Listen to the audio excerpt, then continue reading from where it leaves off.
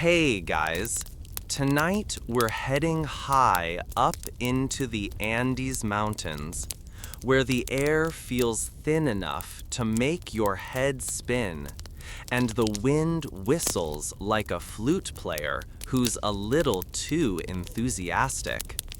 You're walking on a path worn smooth by centuries of footsteps, the stones underfoot warm from the day's sun, but already starting to cool as the shadows stretch long across the terraces.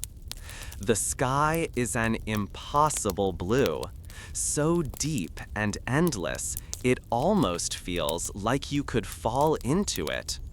Somewhere in the distance, a single condor glides, its wings barely moving, like it's surfing the air itself. You might feel like you've stepped into some forgotten painting, but trust me, this is no museum. It's real and it's rugged.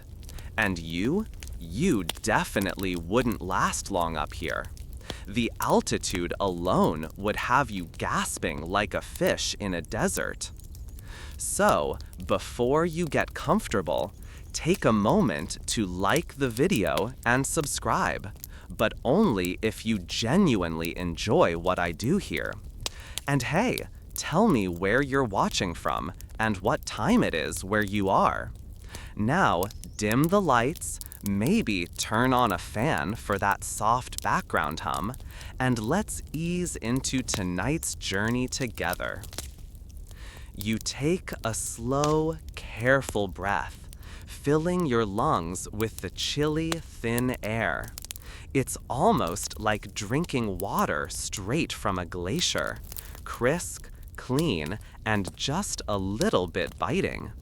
Your boots crunch on the gravel path, and as you look around, you notice the land doesn't roll gently like hills back home. No, these are jagged peaks, rising up like stone teeth. And the path you're on winds between them, hugging the edges where the mountain falls away in dizzying drops.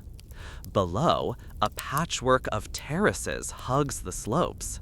Their stone walls so neatly fitted, you'd swear they were machine cut. But nope, just the patient work of human hands, one stone at a time. Llamas graze lazily in the distance, their woolly forms almost comical, like they're wearing fuzzy pajamas. One of them eyes you suspiciously, chewing with a slow, judgmental stare that makes you feel a little self-conscious.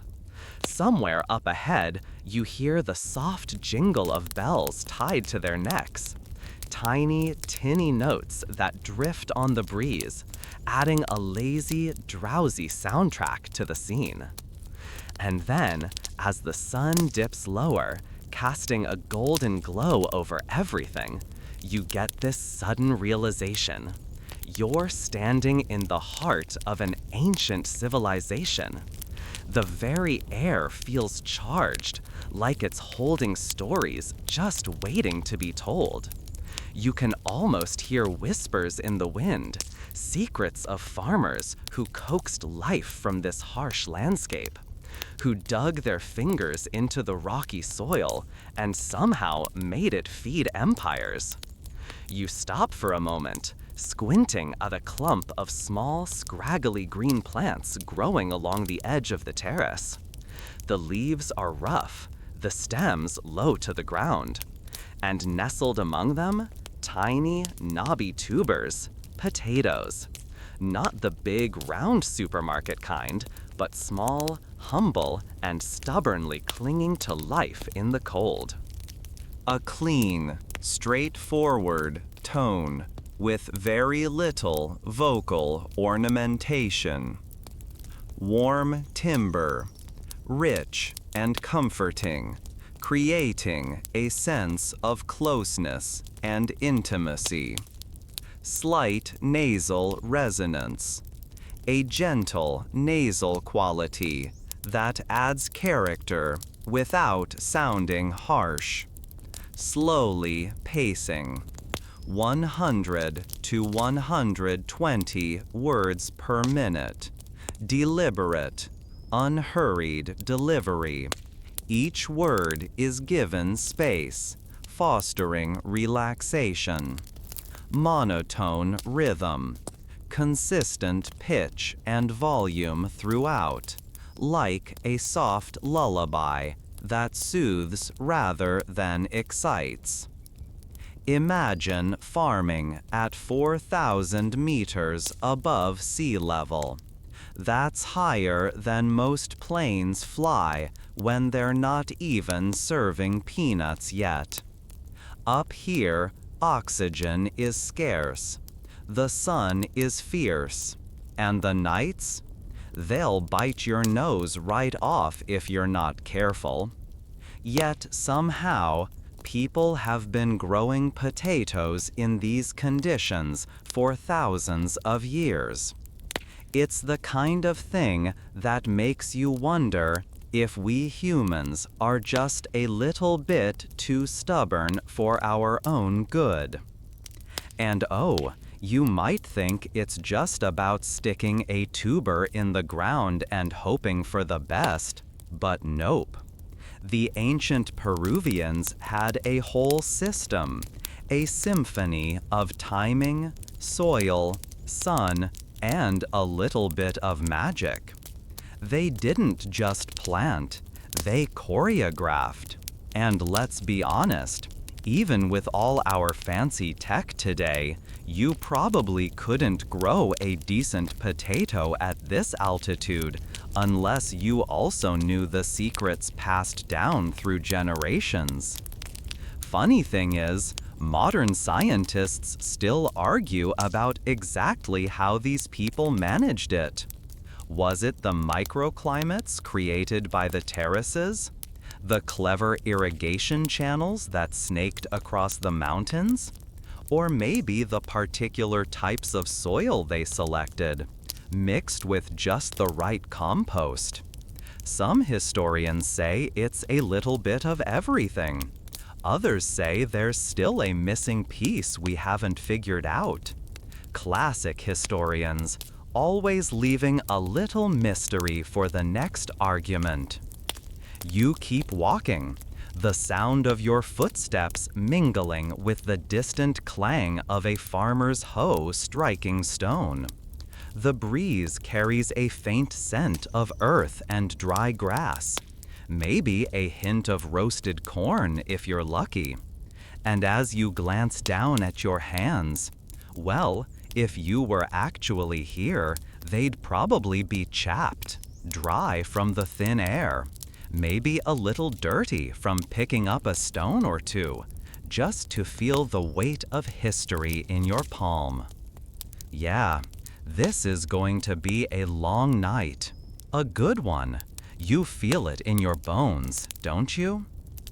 And as the shadows grow long and the last rays of sun kiss the mountains goodnight, you realize this isn't just a story about potatoes. It's about survival, about stubbornness, and about how, sometimes, the smallest things can grow into the mightiest legacies. The air cools around you, a shiver creeping up your spine. Time to keep moving. The Andes don't wait. The path ahead narrows, and you find yourself stepping carefully between loose rocks that shift underfoot with a lazy crunch, like a bag of old potato chips. Your breath is starting to come in short, sharp bursts now, and you feel that thin, dry air scraping the back of your throat, leaving a taste of cold stone and dust.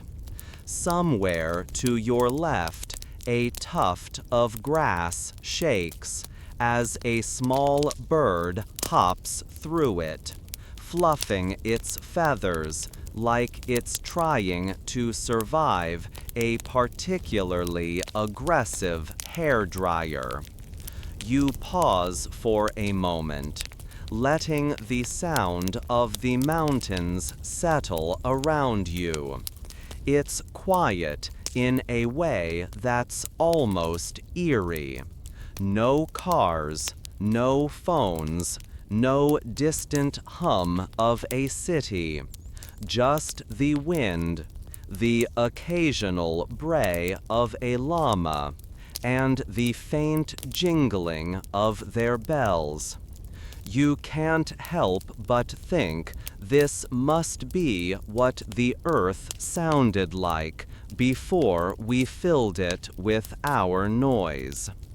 And as you walk on, the terraces stretch out below you in neat, endless rows. Stone steps etched into the mountain's skin. These aren't just any terraces, though. These are the work of countless hands, generations stacking stones upon stones, building fields where no fields should exist. You try to picture the scene centuries ago. Men and women hauling rocks on their backs, sweat gleaming on their foreheads under a merciless sun, the sound of pickaxes ringing out like a slow, steady heartbeat. Llamas shuffle by, their long lashes giving them a look of permanent indifference, as if they're judging your city-dweller stamina. One stops right in front of you, tilts its head, and lets out a soft, almost mocking grunt. Yeah, you get it, buddy. You're not built for this altitude. But here's the thing. Those ancient farmers were built for it. They learned to thrive where most wouldn't last a week. And it wasn't just about planting a few potatoes and hoping for the best. No, they observed everything. The way the sun hit certain slopes, the way the wind curled around the peaks, how water pooled in cracks after the rain. They learned the mountain's moods, its secrets, like a lover's quirks. And let's talk about those potatoes. They weren't just dinner, they were life. The Inca Empire's soldiers, traders, and messengers relied on them. Without potatoes, those long, grueling treks across the empire's vast road network, forget it. You wouldn't make it 2 days. But there's a quirky little detail you might not know. Those potato terraces, they weren't just built willy-nilly. Nope, they were designed with llamas in mind. That's right, llamas were the original Andean farmhands, their soft hooves gentle on the delicate terraces. Some historians still debate whether the placement of certain terraces was planned for optimal llama grazing or for soil conservation. See, even the experts can't agree on whether the ancient Peruvians were genius architects or just really good at winging it. And as you keep walking, the path widens slightly, and you come across a small, mossy shrine. Just a pile of stones, really, but you can't help noticing the offerings tucked in the cracks. A few coca leaves, a smooth river rock, even a tiny shriveled potato, hard as a pebble. Someone left that there. Maybe yesterday, maybe 100 years ago. You reach out, fingers brushing the rough surface, and for a second, you feel the weight of time, like the mountain is holding its breath around you. You glance up, and there it is, a farmer's silhouette etched against the fading sky.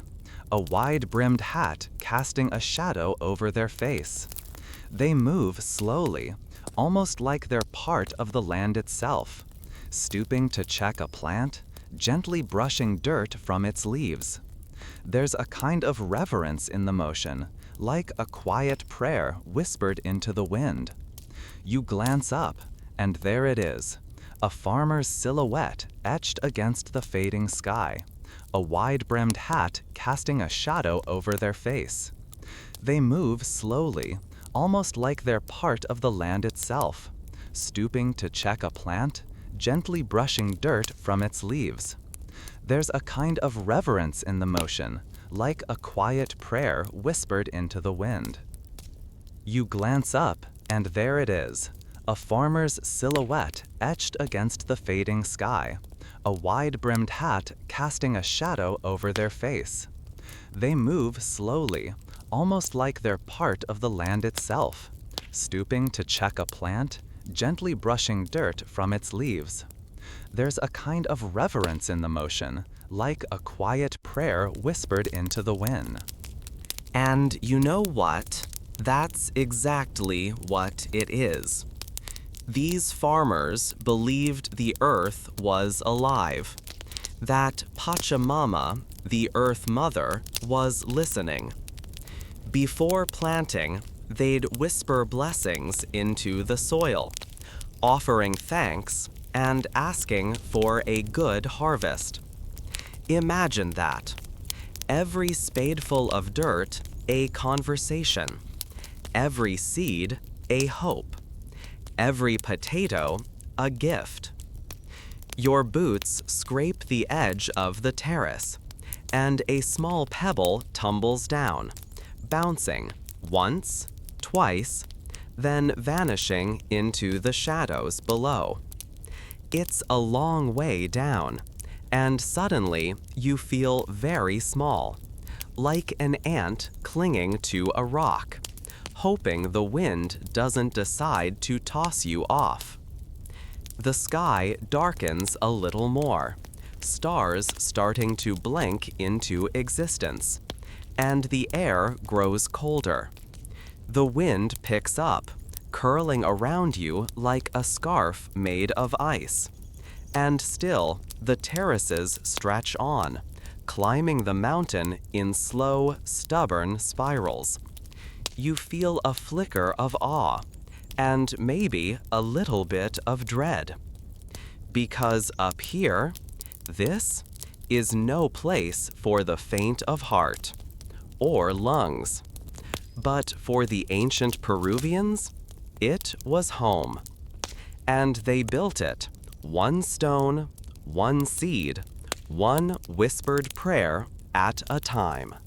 You trudge on, the sound of your own breath puffing in your ears, and it feels like your lungs are staging a quiet protest. Every step is a little heavier, the air a little thinner, like you're slowly turning into a deflated balloon. It's funny.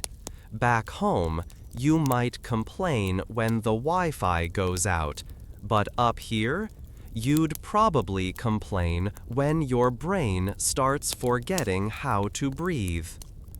The stones beneath your boots shift again, and you glance down to see the dark, crumbly soil, rich, almost black, mixed with bits of sand and stone. This isn't just dirt. It's a living, breathing patch of earth that has been worked and reworked by hands long gone. You stop, crouch down, and pinch a bit between your fingers. It feels gritty, cool, and just the faintest bit damp, like the earth itself is exhaling. And here's the thing you might not know.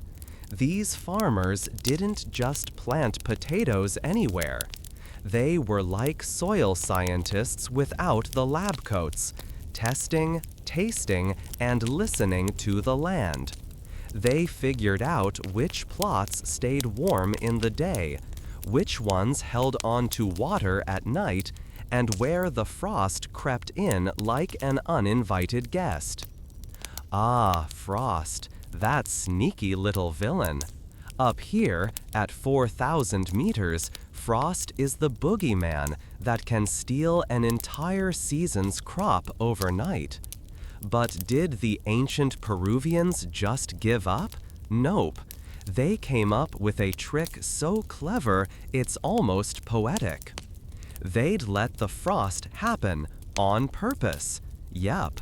Every night, they'd spread the potatoes out on the ground, letting them freeze in the thin mountain air. Then, during the day, they'd let the sun bake them dry. Freeze at night, thaw in the day, over and over, until the potatoes transformed into something magical, chuno. Warm timber, rich and comforting, creating a sense of closeness and intimacy. Slight nasal resonance, a gentle nasal quality that adds character without sounding harsh. Slowly pacing, 100 to 120 words per minute. Deliberate, unhurried delivery. Each word is given space, fostering relaxation. Monotone rhythm, consistent pitch and volume throughout, like a soft lullaby that soothes rather than excites. Imagine that, a freeze-dried potato, centuries before fancy food packaging existed. Chuño could last for years, tucked away in storage pits, waiting for the right moment to feed a family or a village. And the best part? It weighed almost nothing. Think of it as the original trail mix, except instead of raisins and M&Ms, you've got, well, shriveled potatoes. You step carefully around a small pile of stones stacked into a rough circle, half buried in the dirt. A llama snorts nearby, shaking its head like it's unimpressed with your progress. And yeah, you get it. These people were tough. They knew how to survive in a place where even the air seems to roll its eyes at you. But here's a weird little detail that might make you smile. Some of these ancient farmers believed that by letting the frost bite the potatoes, they were teaching the crop a lesson, a way of toughening it up for the long road ahead, like sending your kid to a particularly cold and cranky school. Some historians say this was part science, part ritual, and part stubborn optimism. Others argue the whole thing was just a happy accident. Yep, historians love to argue. It's like their version of sports. You stand up, brushing the dirt off your hands, and take a slow breath. The air smells faintly of stone and moss, maybe a hint of something roasted in the distance, corn maybe, or potatoes crisping over a small fire. The sky has darkened into a deep indigo, and the stars are winking on, one by one, like sleepy fireflies. And as you look out over the terraces, you notice how they curve and twist across the slopes, like the lines of a fingerprint pressed into the earth. Every stone laid by hand, every row carefully measured, not just for the potatoes, but for the llamas, the water, the wind, everything working together, an ancient choreography that somehow still hums beneath the soil. Your feet ache a little, your breath fogs in the cold air, and somewhere a dog barks lazily. You smile, because even here, high in the Andes, a dog's bark feels like a familiar thread, tying you back to every village, every farm, every campfire, where stories have been told for as long as people have been stubborn enough to survive. And as you turn to follow the path further up the mountain, you wonder, how many of those ancient farmers stood here, just like you, watching the stars blink awake, wondering what the next harvest would bring? You keep walking, boots scuffing against stone, feeling the weight of the mountain settle into your bones. And maybe, just maybe, you start to feel a little tougher too. You keep moving, the path curling upward like a lazy snake, and the wind whistles through the stones like it's trying to tell you a secret. Your hands are cold now, the kind of cold that seeps into your knuckles and makes you wiggle your fingers just to remind them they still exist. Somewhere behind you, a loose pebble skips down the slope, clicking against the rocks like an impatient metronome. Ahead, you spot a figure bending over a small smoky fire. An old farmer, his face a maze of lines, hands moving slowly, but with the kind of precision that comes from a lifetime of knowing exactly what needs to be done. He's placing something on the embers, turning it carefully, humming under his breath, a song you can't quite make out. You pause, watching the smoke drift upward, curling into the darkening sky. The scent hits you, earthy, a little sweet, and unmistakably potato. And not just any potato. This is a special kind, a relic from centuries past. They say the ancient Peruvians believed potatoes were more than just food. They were gifts from the gods, tiny, humble miracles cradled in the soil.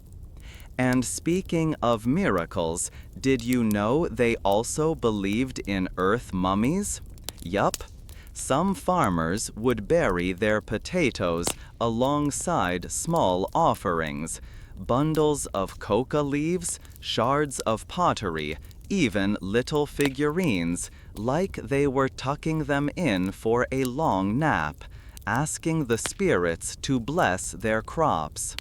Some historians think these were fertility rituals for the earth itself, while others argue they were just practical storage pits that happened to pick up a few extra trinkets along the way. You know how it goes. Sometimes archaeology is just a fancy word for, we're not quite sure, but it looks cool. You move a little closer to the farmer, feeling the warmth of the fire on your face, and watch as he sprinkles a pinch of something into the flames. Maybe herbs, maybe dried leaves, and the smoke shifts, curling in a lazy spiral toward the stars. A clean, straightforward tone, with very little vocal ornamentation. Warm timber, rich and comforting, creating a sense of closeness and intimacy.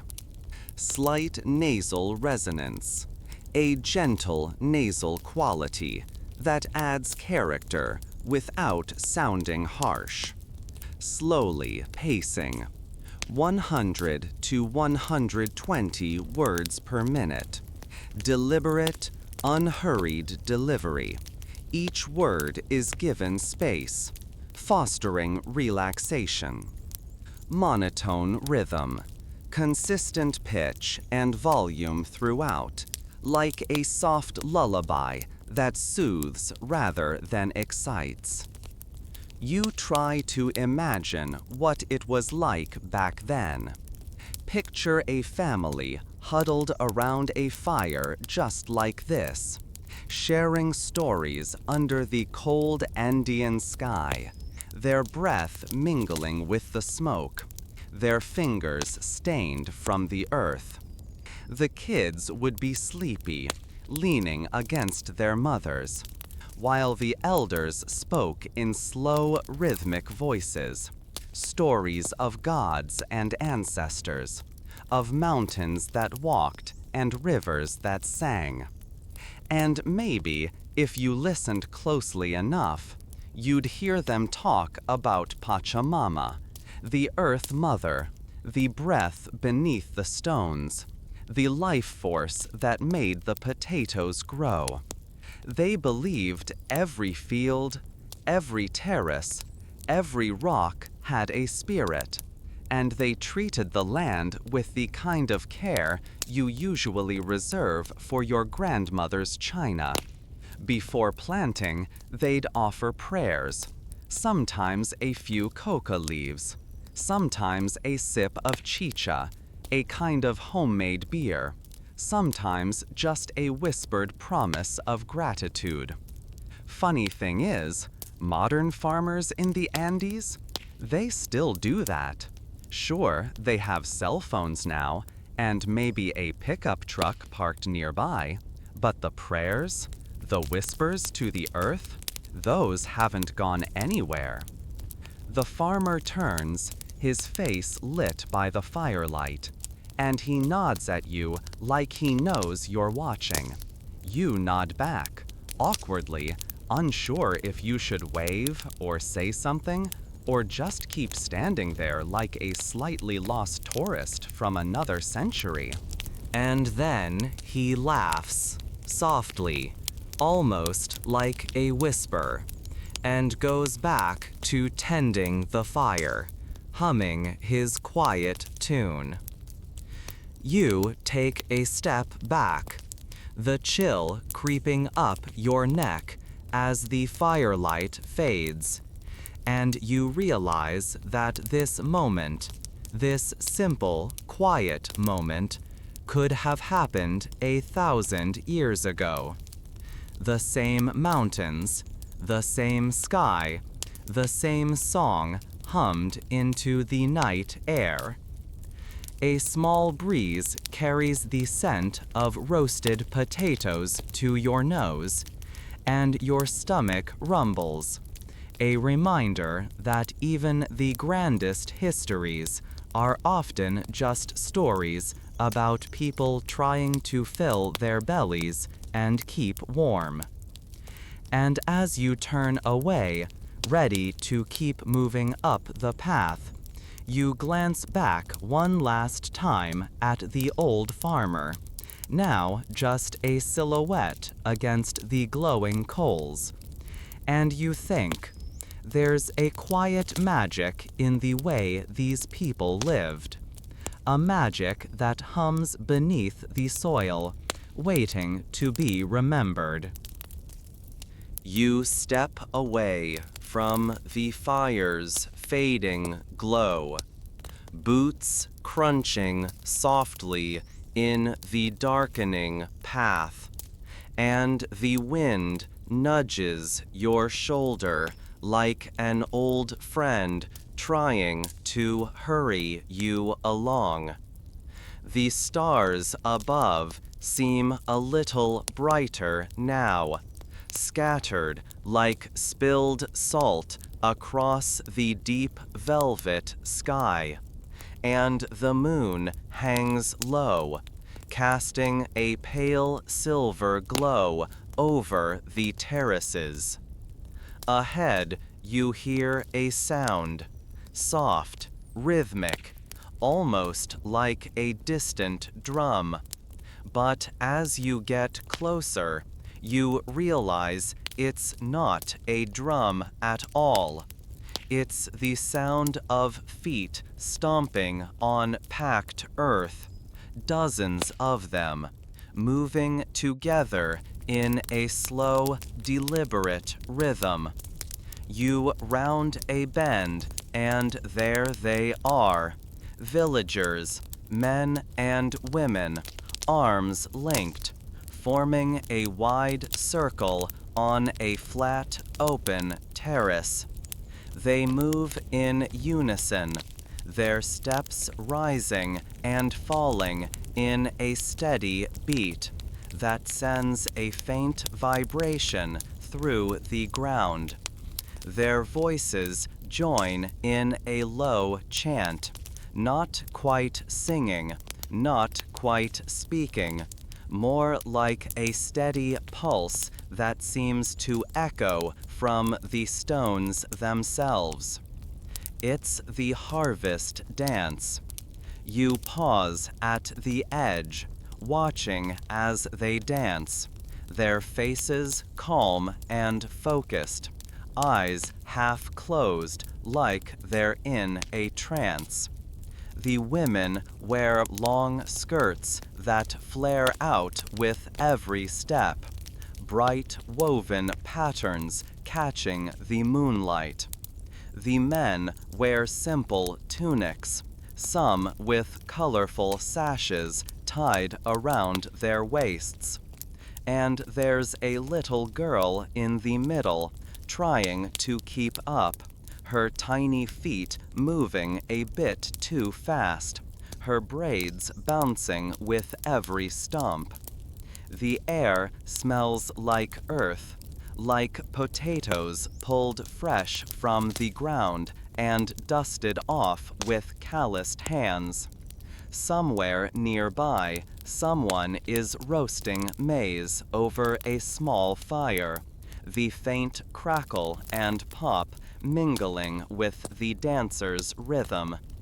You can't help but smile a little, because let's be honest, if you tried to join in right now, you'd probably trip over your own feet and faceplant into the dirt.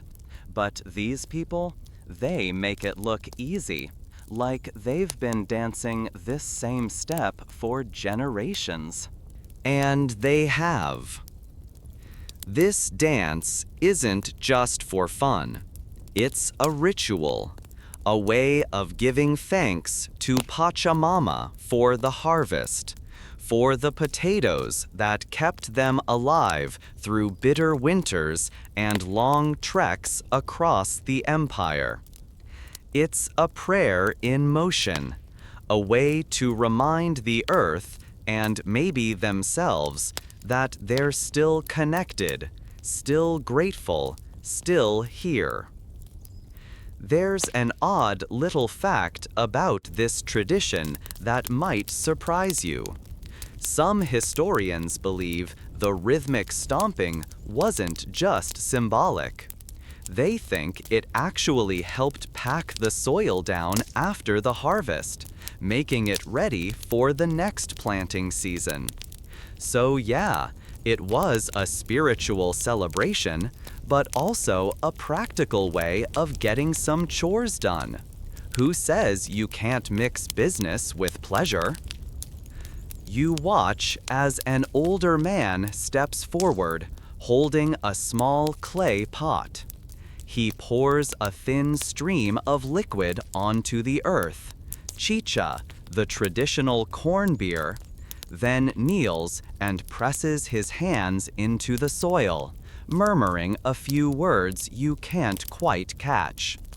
His voice is soft, almost swallowed by the wind, but you can feel the weight of it, the quiet reverence. Some scholars argue about what exactly these rituals meant. Were they strictly agricultural practices, or part of a larger religious framework that connected the people to the gods, the land, and each other? The debate continues, of course, because historians love a good argument. But standing here, watching the villagers move as one under the stars, you can't help but feel like it's both. The wind picks up again, ruffling your hair, and you take a slow, deep breath, filling your lungs with the crisp night air. It tastes like cold stone and wood smoke, a little bit of dust, and maybe just a hint of roasted potatoes drifting from somewhere nearby. The circle widens, and for a moment, it almost feels like the mountain itself is breathing with them, the earth rising and falling beneath your feet, a slow, ancient heartbeat pulsing through the stones. You shiver, but not from the cold. It's something else, something that feels like standing in a place where time folds in on itself, where the past isn't gone, just waiting. And as the dance continues, you feel a strange sense of calm settle over you, like the worries of your world, the emails, the deadlines, the laundry you forgot to fold, are a million miles away, and all that matters is this moment, this mountain, this quiet, steady rhythm of life. Your boots scuff the earth as you step back, letting the dance carry on without you. The wind hums a lullaby, the stars blink above, and the terraces stretch out in the moonlight, a patchwork of patience and hope. You walk on a little slower now, as the echoes of the harvest dance fade behind you, and the mountain whispers softly beneath your feet. Your breath hangs in the air now, a thin mist that curls and disappears almost as soon as it leaves your lips. The stars above are sharp and clear, like someone poked holes in a dark canvas just to let a little light through. The path climbs higher still, and you feel it, a tug in your legs, a tightness in your chest, like the mountain is gently reminding you who's in charge here. You pause, leaning on a low stone wall, and gaze out across the terraces. They stretch in every direction, little green and brown steps carved into the hillside, each one a testament to stubbornness and ingenuity.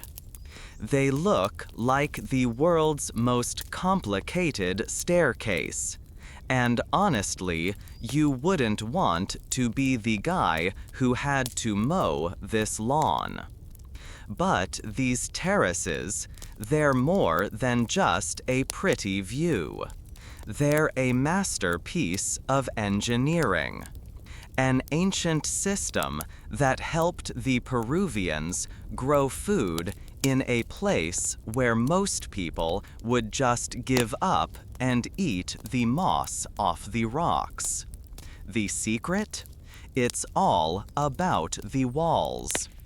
These stone walls aren't just there to stop dirt from falling down the hill. They're designed to catch the heat of the sun during the day, holding it like a giant thermal battery, and then release it at night, keeping the plants from freezing when the temperature drops. It's like the mountain itself is tucking the potatoes in for the night, wrapping them in a blanket of warm stones. And get this, some historians argue that these terraces actually created microclimates. The way the air moves through the terraces, the way water drains or pools, the way the sun hits certain angles, it all works together like a giant natural greenhouse. Other experts? They think maybe we are giving the ancient Peruvians too much credit, that it was all just a lucky accident of geography and timing. Honestly, it's probably a bit of both. The mountain helped, sure, but the people? They figured out how to listen. Warm, straightforward tone with very little vocal ornamentation. Warm timbre, rich and comforting, creating a sense of closeness and intimacy. Slight nasal resonance, a gentle nasal quality that adds character without sounding harsh. Slowly pacing, 100 to 120 words per minute. Deliberate, unhurried delivery. Each word is given space, fostering relaxation. Monotone rhythm. Consistent pitch and volume throughout, like a soft lullaby that soothes rather than excites. You lean closer to the wall, noticing how the stones fit together, not with mortar, but with a kind of careful precision that feels almost loving. Each rock placed by hand, tested, adjusted, nestled against its neighbors until it found its perfect fit. Like a giant game of Tetris, except instead of disappearing lines, you get potatoes. The wind tugs at your sleeve, and you glance up to see a small figure moving along the upper terrace. A woman in a wide-brimmed hat, her back bent as she tends the plants. Her hands are quick, practiced, brushing soil aside, checking leaves, muttering softly to herself. You can't hear the words, but you can imagine. Maybe she's talking to Pachamama, maybe she's reciting a recipe, or maybe she's just grumbling about the neighbor's llamas wandering into her field again. And here's something quirky for you. Some farmers believed that if you planted potatoes while singing, they'd grow better. Others thought you should plant them during a full moon because the moonlight helped them find their way through the soil. Sounds a little woo-woo, right? But then again, maybe they knew something we've forgotten. After all, they were the ones growing potatoes at 4,000 meters, while most of us are just trying to keep a basil plant alive on the windowsill. You move on, your boots crunching over small, loose stones. The air smells sharper now, like cold grass and damp earth, and somewhere you catch a faint hint of smoke, someone cooking dinner maybe.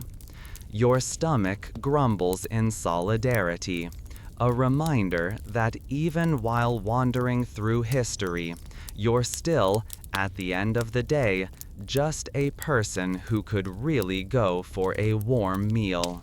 The terraces rise above you, step after step, each one holding its own little patch of life. It's hard not to feel a bit humbled here, standing in a place where people turned impossible land into food, where they faced frost, drought, and altitude, and still managed to feed an empire. You pause again, glancing up at the stars, and wonder, how many stories have these stones witnessed? How many whispered prayers? How many harvest dances? How many quiet moments of a farmer kneeling in the dirt, pressing a seed into the soil, and hoping, just hoping, that it would grow. The wind hums a little louder, the terraces stretching out like ancient stairways to the sky, and you take a slow breath, feeling the weight of it all settle around you. And then, with a quiet smile, you take another step forward, ready to follow the path a little further into the past. The wind hums a little louder, the terraces stretching out like ancient stairways to the sky, and you take a slow breath, feeling the weight of it all settle around you. And then, with a quiet smile, you take another step forward, ready to follow the path a little further into the past. You move higher still, the air so thin now it feels like every breath is a tiny victory, a little battle won against the invisible weight pressing down on your chest. Your boots scuff over stones worn smooth by centuries of footsteps. Farmers, traders, messengers, maybe even a lost llama or two. The terraces unfold beneath you in wide, lazy curves, their stone walls catching the moonlight in soft silver glints. And as you step carefully along the path, something catches your eye. A cluster of small knobbly plants, their leaves dusted with the pale shimmer of frost. You crouch down for a closer look, and there they are, tiny potatoes, half buried in the soil, their skins dimpled and dusty. But wait, these aren't just any potatoes. They're a rainbow of colors, deep purples that glisten like bruised plums, rich reds that look like they've been dipped in sunset, pale yellows, and even a few streaked with pink and white like little marbled candies. You run your fingers over the leaves, feeling their rough, almost fuzzy texture, and you can't help but marvel. Over 4,000 different types of potatoes grow in the Andes. 4,000. That's enough to make a French fry lover weep with joy. And here you thought you were fancy with your russets and Yukon golds. But there's a strange twist to this potato rainbow. Not all of them are safe to eat. Some are packed with bitter alcohols, natural toxins that can make you pretty sick if you're not careful. The ancient Peruvians knew this, of course, and they figured out a clever trick to deal with it. You sit back on your heels, the wind tugging at your jacket, and picture the scene. A farmer, hundreds of years ago, holding a small bitter potato in one hand, a handful of clay in the other. They'd mash the potato, mix it with the clay, and swallow it together. Sounds weird, right? But the clay actually binds the toxins, making it safe to eat. It's like nature's own antacid, Tums for the highlands. Scientists still scratch their heads over this one, wondering if it was an accident or the result of generations of careful observation. Either way, it's a quirky little piece of culinary history, and honestly, it makes you wonder what else they knew that we've forgotten. You glance out over the terraces, imagining all the different potato varieties growing side by side. Some for eating fresh, some for making chuño, some for ceremonies, some just to see if they'd sprout at all. A living library of resilience, each tuber a story in itself. And it wasn't just about taste or color either. Some of these potatoes were like little survival kits. Certain types were better for high altitudes, some for drier soil, some for resisting frost. It's like they had a potato for every problem life could throw at them. The wind whistles low through the terraces, and somewhere behind you, a stone shifts and clinks against another, as if the mountain itself is nodding in agreement. You walk on, your breath fogging in the cold, and you can't help but feel a bit humbled. These people didn't just survive, they thrived. They didn't have grocery stores or crop insurance or weather apps telling them when to plant. They had their hands, their eyes, and their stories passed down like precious seeds from generation to generation. And sure, historians still argue about the details. How much was luck? How much was science? How much was sheer stubbornness? But one thing's for sure, they left behind a legacy that still feeds millions of people around the world today. You pause for a moment, listening to the silence, and you wonder if maybe, just maybe, the wind carries a whisper of those old farmers' voices, gentle, steady, reminding you to plant with care, to listen to the earth, and to never underestimate the power of a humble potato. The wind whistles low through the terraces, and somewhere behind you, a stone shifts and clinks against another, as if the mountain itself is nodding in agreement.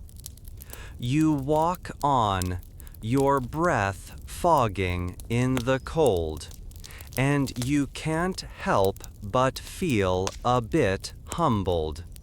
These people didn't just survive, they thrived. They didn't have grocery stores or crop insurance or weather apps telling them when to plant. They had their hands, their eyes, and their stories passed down like precious seeds from generation to generation.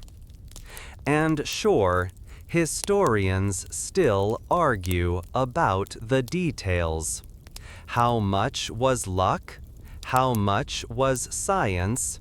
How much was sheer stubbornness? But one thing's for sure, they left behind a legacy that still feeds millions of people around the world today.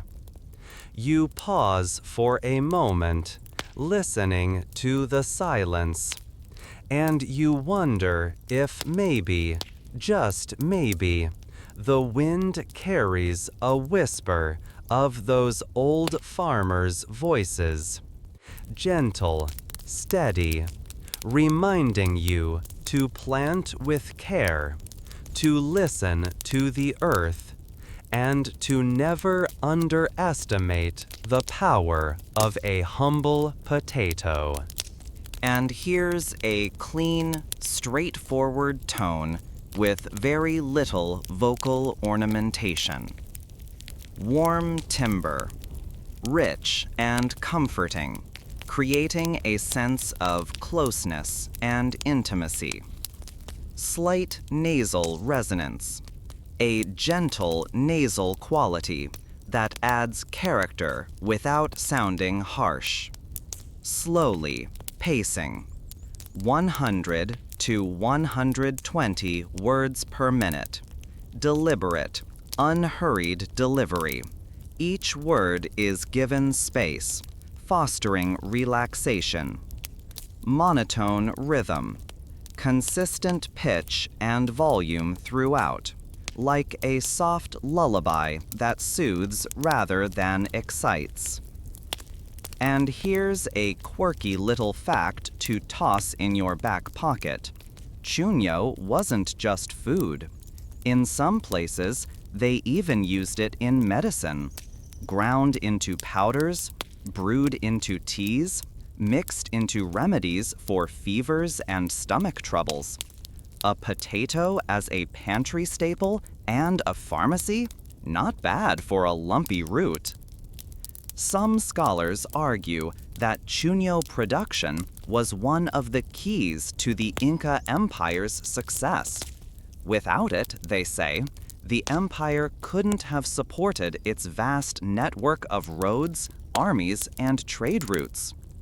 Others, of course, love to debate whether it was the roads or the potatoes or the llamas or some magical combination of all three. You know how it goes. Give a historian a fact, and they'll give you 3 theories, a heated argument, and a politely worded journal article. You lean back on your heels, the cold of the earth seeping into your bones, and glance up at the stars. They seem closer here, brighter, like they're peering down at you with a kind of quiet amusement. And as you sit in the dark, the whispers of the past seem to settle around you like a blanket. You can almost hear the farmers murmuring as they turn the potatoes under the stars, their hands rough and sure, their breath misting in the cold. There's something comforting about it, isn't there? The idea that people long before you found a way to make the impossible work.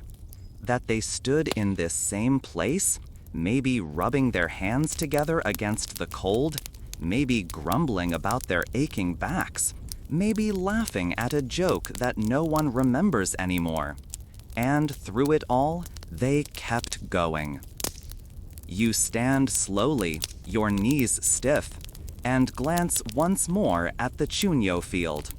It's just dirt and stones now, but it feels like a page in a book you're only starting to understand.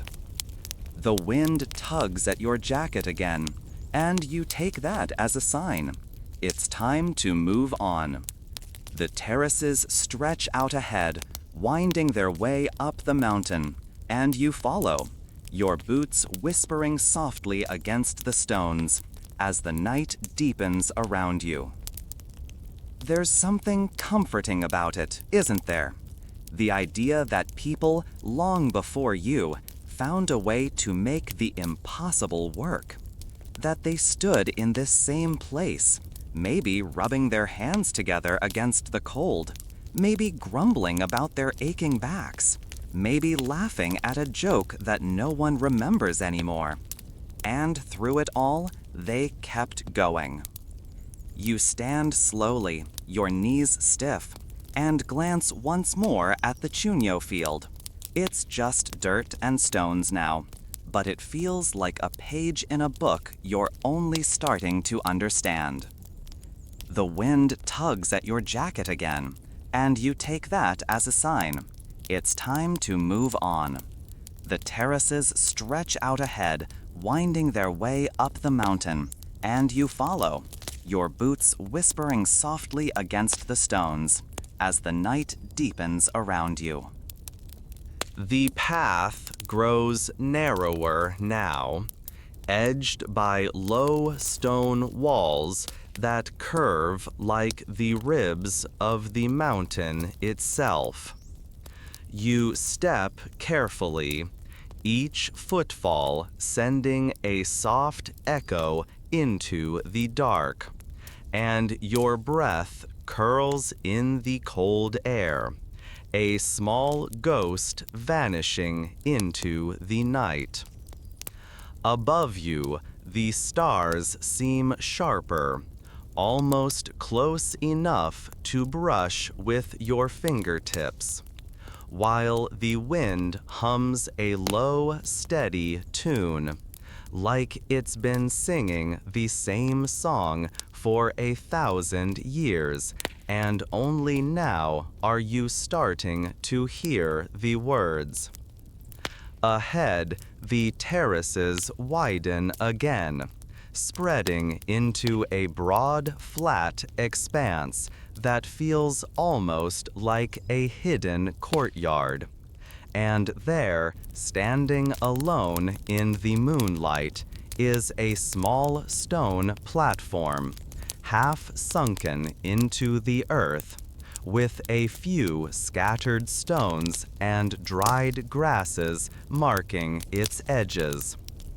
You pause, tilting your head, and it clicks.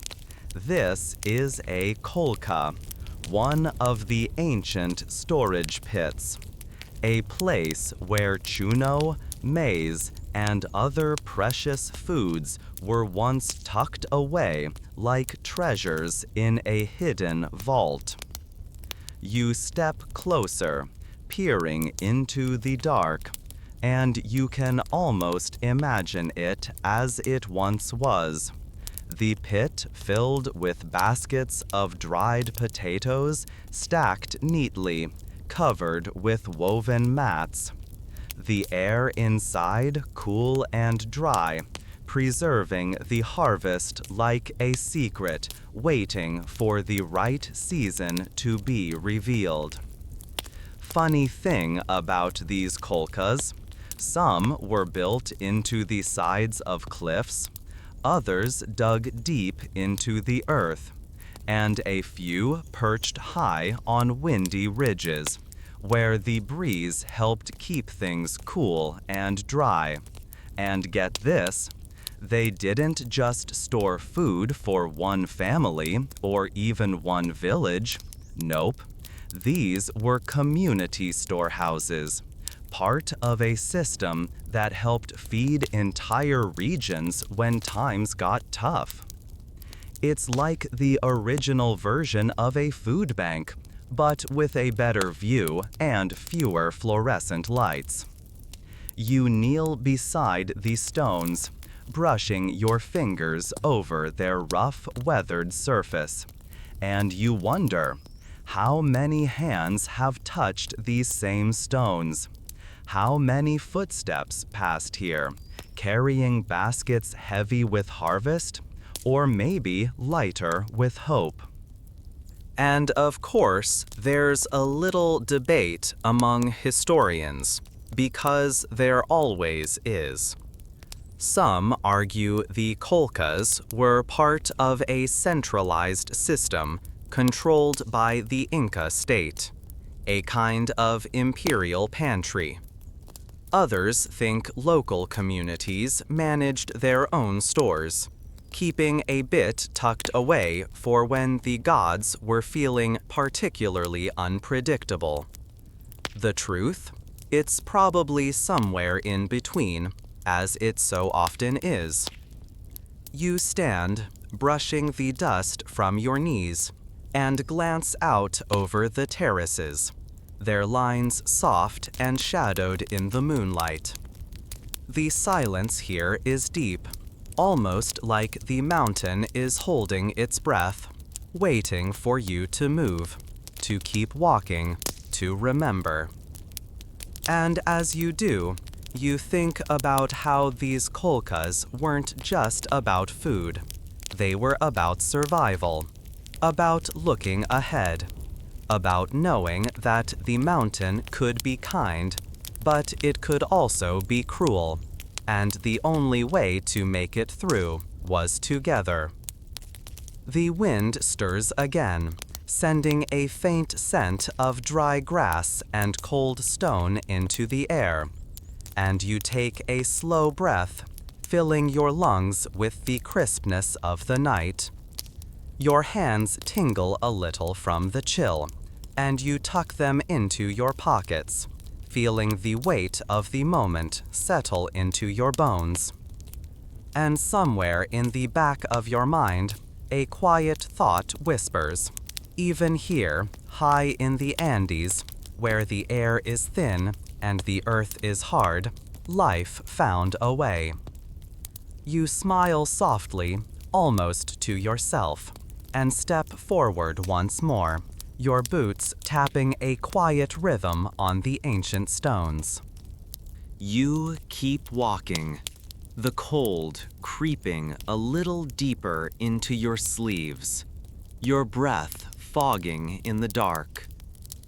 The terraces stretch on, silent and waiting, their edges softened by the moonlight. And as you glance to your right, you see it, a long, narrow channel cut into the earth, winding through the fields like a lazy snake. You follow it for a while, boots crunching softly on the gravel, and you realize this isn't just a random ditch. No, it's an irrigation canal, part of a vast and ancient network that crisscrosses the mountains, channeling water from high mountain streams down to the thirsty fields below. It's kind of like an ancient plumbing system, except no PVC pipes or water pressure gauges here. Just gravity, clever angles, and a deep understanding of how water moves when you ask it nicely. You crouch down, brushing your fingers over the stone-lined edges of the canal. The stones are smooth, fitted together with a precision that makes you squint a little. Because, really? No cement? Just stone on stone? It's like a jigsaw puzzle built by someone with infinite patience and an eye for angles that would make a modern engineer weep quietly into their blueprints. And here's the cool part. Some of these canals aren't just old, they're ancient.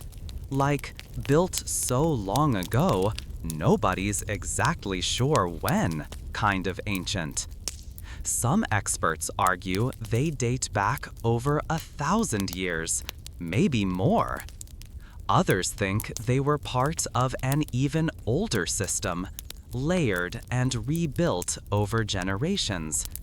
And of course, because historians are historians, they'll debate that over coffee until the sun burns out. You run your hand along the canal, feeling the chill of the stone, and imagine a farmer standing here centuries ago, watching the water trickle down from a distant spring, measuring its flow with a careful eye. They knew exactly how much water each terrace needed, how to divert it with small stones or bits of straw, how to make the most of every precious drop. And here's the quirky little detail that makes you grin. Sometimes they'd use llama wool stuffed into small crevices to help control the water flow, like an ancient version of a plumbing gasket. Can you imagine? A farmer standing there holding a fistful of llama fluff, thinking, yup, this'll do. It's weird, it's brilliant, and honestly, it makes you appreciate how creative people can get when the stakes are high, and the grocery store is, well, several centuries away. The air is cooler now, and a faint breeze carries the scent of water. Sharp, clean, a little metallic, like rain on stone. You close your eyes for a moment and just listen. The quiet gurgle of water slipping through the canal. The distant sigh of the wind weaving through the terraces. The occasional soft jingle of a llama bell somewhere up the slope. And beneath it all, a hum, a kind of pulse you can almost feel through your boots, as if the land itself is breathing. You open your eyes and smile, just a little, because it hits you. This isn't just farming, it's a partnership, a conversation between people and place. The mountains provide the water, the farmers guide it gently down, and the potatoes, well, they do their part too. And sure, you could argue that they didn't have much choice, that survival demanded it. But doesn't that make it even more remarkable? That in a place where most would see only rocks and cold, they saw potential. They figured out how to make the mountain give, how to coax life from the stubborn earth. You take a slow breath, filling your lungs with the cool, sharp air, and glance up at the stars one more time. The terraces stretch below you, quiet and waiting. The canal gleaming faintly in the moonlight, a silver ribbon winding through the fields. And as you stand there, you think, this is what resilience looks like. Not in a textbook, not in a speech, but here, in the stones beneath your feet, and the water trickling softly by. You shift your weight, feeling the stones settle under your boots, and you know it's time to keep moving. There's still more to see, more to learn, more stories waiting in the dark. So you step forward, your breath soft and steady, the night wrapping itself around you like a worn blanket, and the mountain whispering quietly beneath your feet. Your boots scrape softly on the stones as you move onward. The narrow path climbing higher, zigzagging between the terraces, like a quiet river of dust and footprints. The air is sharper now, colder, and the stars feel so close you could almost pluck one from the sky and tuck it in your pocket like a lucky charm. The moon casts a pale silver glow over everything, and the terraces below shimmer faintly, their edges blurring into soft shadows. You pause for a moment, catching your breath, and glance down at your hands, dry, cracked, fingers stiff in the cold. It makes you wonder how the ancient farmers did it, day after day, season after season, without fleece gloves or heated mugs of tea. They must have had hands like old leather, the kind that could cradle a newborn lamb or haul stones up a slope without so much as a flinch. And then, as you round a bend, you see it, a massive terrace wall rising like a fortress from the earth, each stone fitted perfectly, no mortar, no gaps, just sheer determination and a whole lot of time. You step closer, running your fingers along the stones, feeling the grooves worn smooth by centuries of wind and rain. Some of the rocks are so large you can't help but wonder, how on earth did they get them up here? No cranes, no trucks, just human muscle, patience, and probably a lot of grunting. And here's a little historical oddity to make you smile. Some of these terrace walls have tiny plants growing between the stones, herbs, mosses, even small flowers. And guess what? Some historians think those plants weren't just accidental. They might have been encouraged. Little micro-gardens tucked into the cracks, helping stabilize the walls, hold the soil, and maybe even offer a pinch of medicine or seasoning for dinner. Others say it's just nature doing its thing. As always, the debate continues. You take a step back and look up, tracing the wall with your eyes as it climbs into the dark.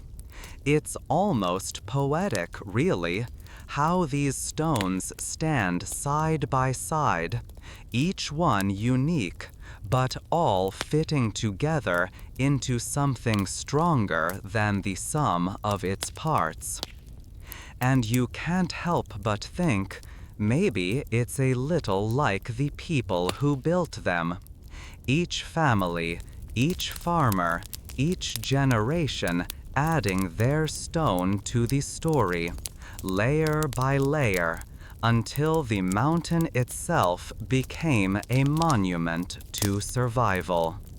The wind whispers around you, carrying the faintest scent of smoke, maybe from a distant hearth, or someone roasting corn under the stars. Your stomach grumbles quietly in protest, and you smile, because hunger, that's universal. You move on, the stones cool beneath your hands, and you think about how these walls weren't just practical. They were art. The way the stones lock together, the angles, the balance, it's a kind of quiet genius, a language written in granite and grit. And then, as you walk, you spot something odd. A small alcove built into the terrace wall, just a shallow hollow, but inside, nestled among the stones, is a small bundle. Dried flowers, maybe, or woven grass, tied with a strip of cloth. It's old, faded, barely holding together, but still there. You reach out, fingers hovering just above it, and you feel it, that hum again, that quiet, steady pulse that seems to vibrate through the stones, through the air, through the soles of your boots. It's not loud, it's not even really a sound, it's just presence. You pull your hand back, careful, respectful, and step away. Because some things, they're not yours to touch. You glance up at the sky, the stars blinking softly, and take a slow breath. The terraces stretch out ahead, waiting. The mountain hums beneath your feet, and you walk on, a little slower now, a little more careful, feeling the weight of the past settle gently on your shoulders. The wind grows sharper now, threading its way through the stones like a sly cat slipping through a crack in the door. It tugs at your sleeves, cool and insistent, carrying with it a faint scent of dry grass, earth, and something else, something sweet, like roasted corn, or maybe a hint of wood smoke curling from a distant fire. Your boots crunch softly on the gravel, the sound swallowed by the vastness around you. The terraces rise and fall in steady, patient lines, like a slow breath frozen in stone. You pause, catching your own breath, feeling the altitude pinch your chest, the cold nipping at your nose. And just ahead, nestled into a fold of the hillside, you spot a small field. Nothing grand, just a patch of green clinging stubbornly to the slope. The plants are short, squat, and a little scruffy looking, their leaves a dusty green that catches the moonlight in a faint shimmer. Potatoes, of course. But here's the thing that might make you grin. These aren't just any potatoes. They're frost-resistant varieties, carefully bred by farmers who figured out how to turn a problem into a solution. See, up here, the frost isn't just a nuisance. It's an ever-present threat, like an unwelcome neighbor who keeps showing up uninvited and steals your snacks. But rather than fight the frost, the farmers found a way to work with it. They selected and replanted only the potatoes that could handle the cold, season after season, until they ended up with tubers that practically laughed at a little frost.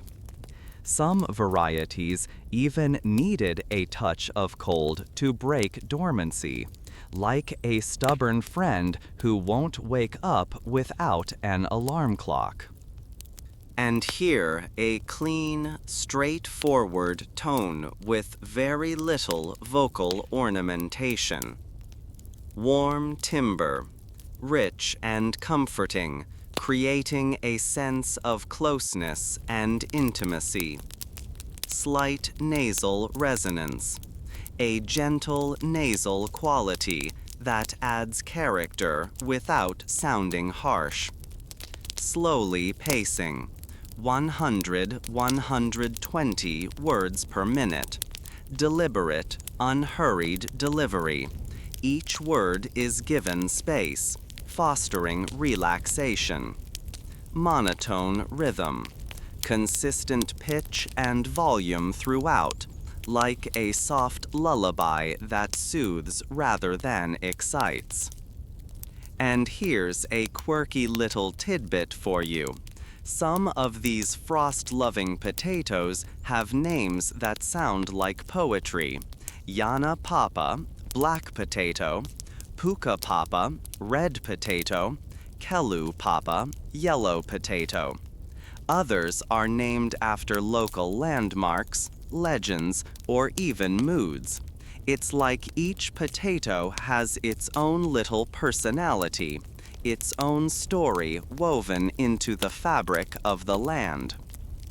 You kneel, brushing your fingers gently over the leaves, and you wonder, how many generations did it take to perfect these varieties?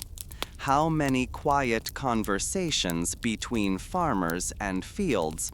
How many long, cold nights waiting for the frost to come, hoping the crop would survive? Of course, modern scientists still argue over the exact details. Some say it was pure trial and error. Plant, harvest, see what lives. Others argue it was a careful, intentional breeding program, a kind of ancient bioengineering. The truth? Probably a bit of both, as it so often is. You straighten up, the cold biting a little deeper now, and you take a slow breath, letting the sharp air fill your lungs. It feels like drinking the stars, cold and bright and a little dizzying. And as you step away from the field, you glance back at the plants, their leaves rustling softly in the breeze, and you feel a quiet awe settle over you. Because up here, at 4,000 meters, where the air is thin and the nights are long, where frost nips at your fingers and the wind sings lullabies in a language you don't quite understand, life still grows. And not just any life, potatoes, humble, stubborn, life-saving potatoes. You smile to yourself, boots crunching as you walk on, and think, maybe there's a lesson in that. The wind curls around you as you move higher still, tugging at your sleeves like a child trying to get your attention. The path narrows again, the stones worn smooth by countless footsteps, and the terraces stretch below like an endless ripple of green and gold in the moonlight. Your breath fogs in the cold air, your cheeks stinging just a little, and your boots crunch softly with each step, steady, persistent, like the beat of a drum that never quite fades. Then you hear it, faint at first, almost like the whisper of the wind, but growing stronger as you follow the curve of the hill. A slow, deliberate thump, thump, thump. You round a bend, and there they are, a small group of farmers, their backs bent, their hands busy in the moonlight field. They're stomping the earth in a steady rhythm, their feet rising and falling in time, like a heartbeat drummed into the ground itself. It's the harvest season, and this is the potato dance, an old tradition that's part celebration, part ritual, and part practical necessity. The stomping helps compact the soil after harvest, preparing the terraces for the next season. But it's more than just farming. It's a song in motion, a way of thanking the earth for its gifts, of keeping time with the land. You pause at the edge of the field, watching as they move in unison, their breath fogging in the air, their faces calm and focused. One woman hums softly, a low, steady tune that seems to blend with the sound of feet on earth. A child skips between them, her laughter ringing like a bell, a reminder that even in the hard work of survival, there's room for joy. And here's a quirky little detail that makes you grin. Some communities believe that if you stomp with a good rhythm, the potatoes will grow better the next year, like you're teaching the earth a dance step, reminding it how to move when the rains come. Of course, some historians argue that's just folklore, but hey, when you're farming at 4,000 meters, you might as well take all the help you can get, right? You glance down at the soil under your boots. Rich, dark, dotted with bits of straw and stone. You crouch, running your fingers through it, feeling the cool grit against your skin. This is the same soil that has fed generations, that held the hopes and prayers of countless farmers who came before you. You can almost hear their voices, carried on the wind, whispered blessings, quiet jokes, maybe the occasional grumble about the weather or a stubborn patch of frost. And as you stand, the rhythm of the stomping seeps into your bones, a steady pulse that feels almost like your own heartbeat, syncing with the mountain's quiet breath. You take a slow breath, the air sharp in your lungs, and glance up at the sky. The stars seem to shimmer a little brighter, and the moon, high and pale, casts long shadows across the terraces, turning the fields into a patchwork quilt of silver and black.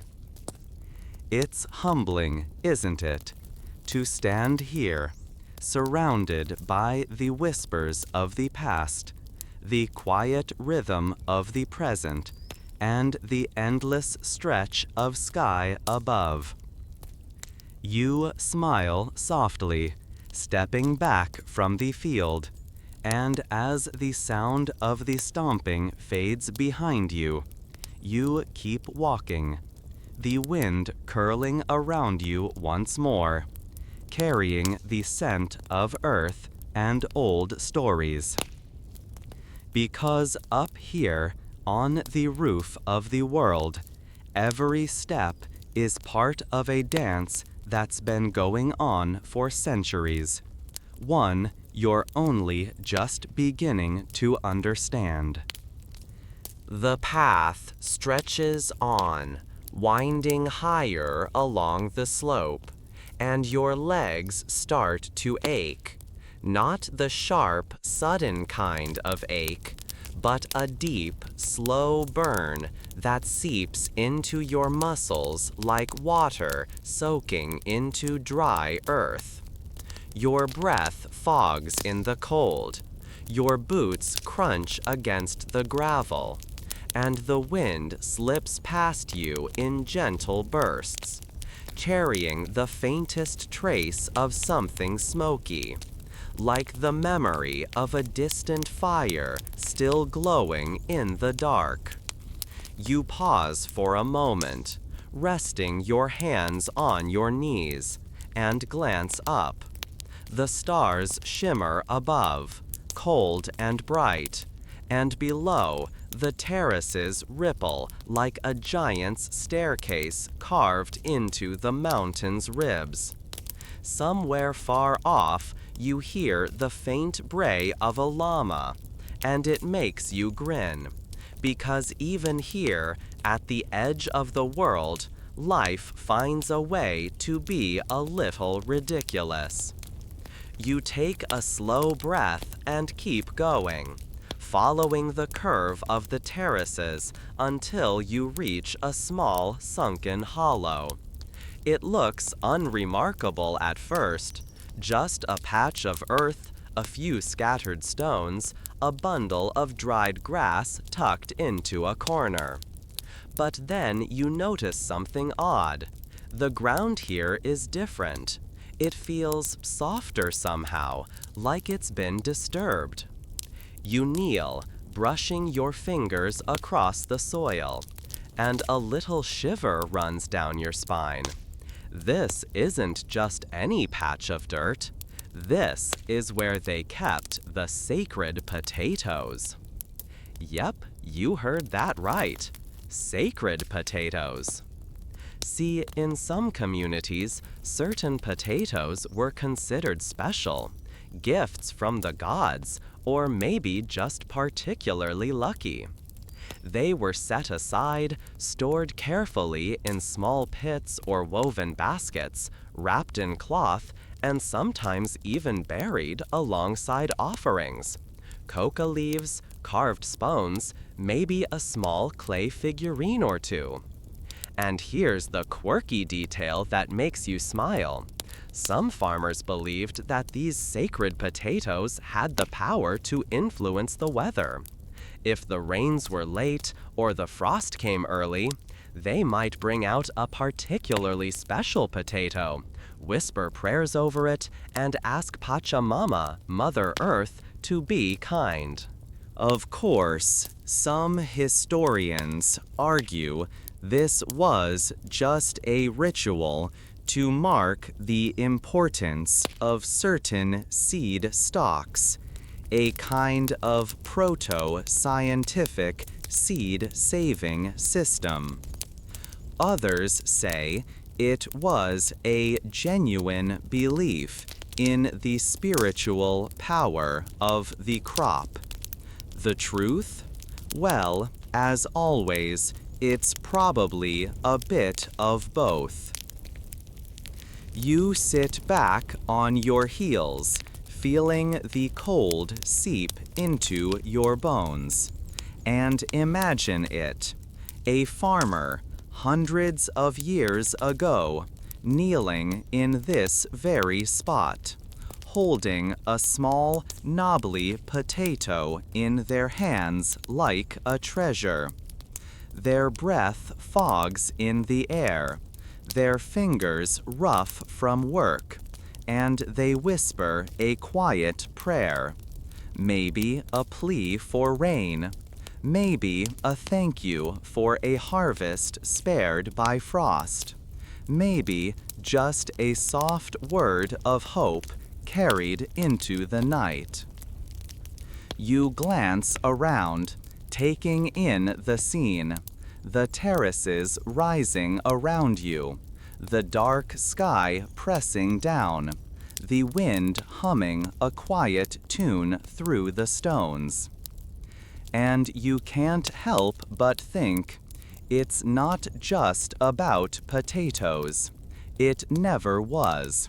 It's about trust, about a quiet faith that the earth will provide, that the mountains will shelter you, that the seasons will turn and bring what you need.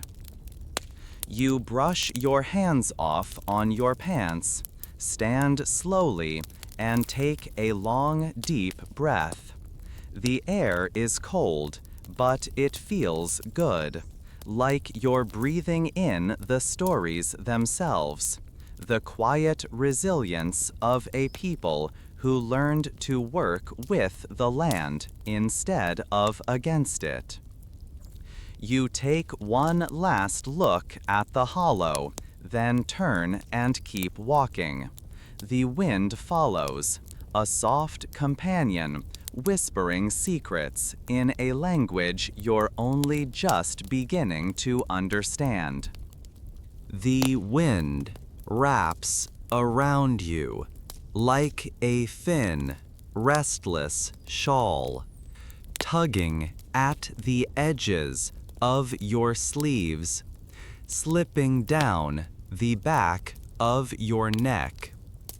The path grows narrower now, the stones underfoot smaller, looser, more like scattered pebbles than solid steps.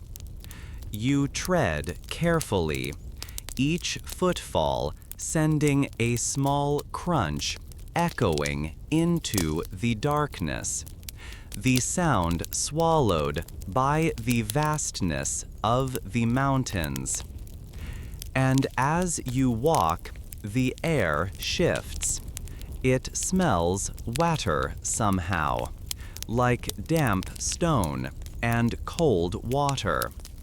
You glance ahead and see it, a thin, glistening stream of water trickling along the edge of the path, its surface shimmering under the moonlight like liquid silver. You follow the stream for a while, watching it curl and twist between the stones, dipping in and out of small channels dug into the earth. These aren't just random trickles, though. They're part of the Inca water network, a delicate, intricate system that fed the terraces like veins feeding a beating heart. You crouch down, running your fingers through the cool water, and it's so clear you can see the pebbles beneath, each one smoothed by centuries of flow. The water feels shockingly cold, like it's just melted from a glacier, which, in all honesty, it probably has.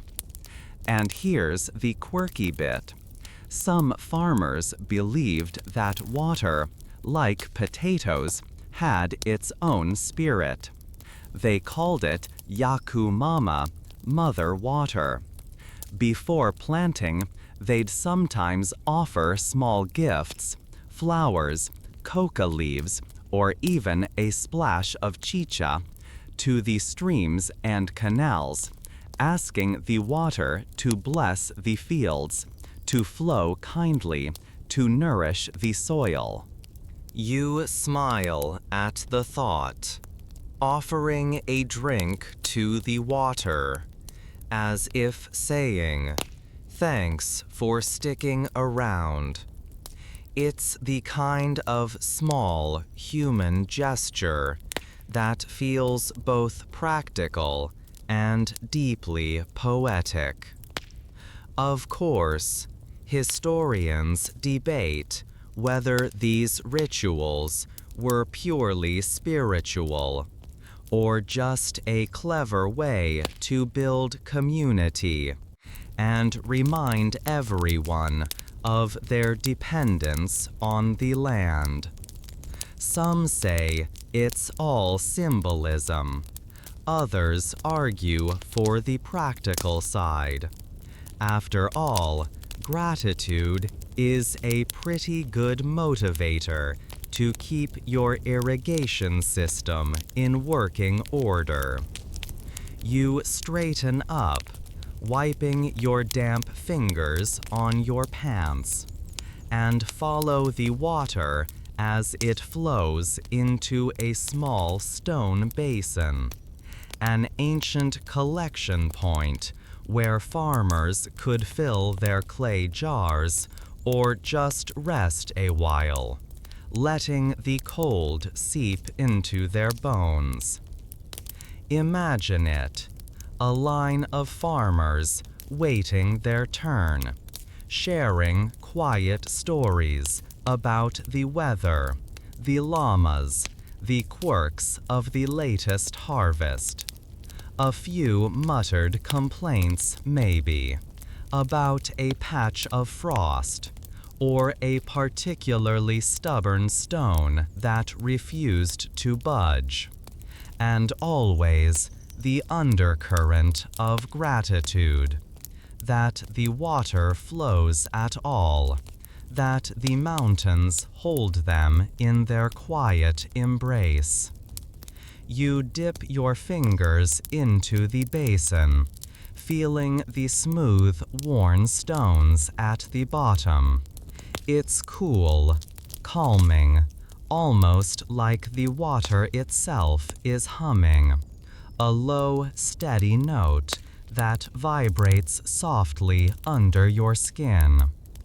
You lean back, letting the sound of the trickling stream wash over you, and you can't help but think, this isn't just an irrigation system. It's a conversation, a dialogue between stone, water, and seed. A reminder that nothing here is taken for granted, that every potato, every sip, every breath is earned. The wind picks up again, whistling gently through the stones, and you take a slow breath, feeling the cool air fill your lungs, the night wrapping itself around you like a soft, worn blanket. You stand, stretching your arms, and follow the path once more. The stream gurgles beside you, the terraces rise above you, and the stars glimmer overhead, each one a quiet witness to the long, patient dance of survival in these mountains. The path narrows again, stones crunching softly underfoot, and the stream beside you fades into the shadows, swallowed by the terraces and the dark folds of the earth. You tug your jacket a little tighter, the cold slipping in like a quiet guest you didn't invite but can't quite send away. The wind hums low, a steady companion, and the mountains feel bigger now, more than just rocks and dirt, but almost aware. Ahead, you spot something that makes you pause. A cluster of small flat stones laid in a deliberate pattern across the ground. Not a random pile. No, this is something else. You crouch down, brushing your fingers across their rough, weathered surfaces, and it clicks. This is an ancient drying platform, a place where they prepared potatoes for chuño, letting the cold and the sun do their slow, patient work. The process was simple, in theory. Lay the potatoes out under the stars. Let the frost bite them deep. Then let the sun bake them dry by day. Repeat night after night until the potatoes transformed, lighter, tougher, almost unrecognizable. But the reality? It was brutal.